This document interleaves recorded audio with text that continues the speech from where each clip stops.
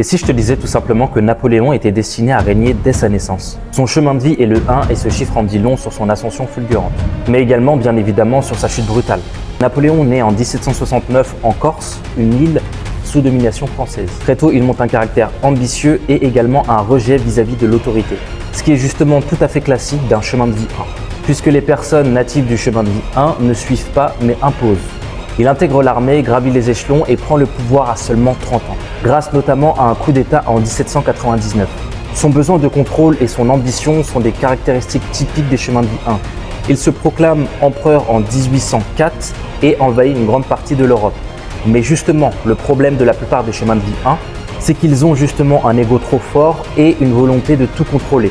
Également, ce sont des personnes qui vont être dans un certain isolement. Son excès justement de confiance le pousse à envahir la Russie en 1812, ce qui va justement être une grosse erreur puisque l'hiver va littéralement anéantir l'armée napoléonienne, empêchant notamment le ravitaillement. L'armée justement napoléonienne va être totalement décimée, ce qui va notamment provoquer sa chute, après notamment la bataille de Waterloo. Napoléon est l'exemple typique des forces et des faiblesses du chiffre 1.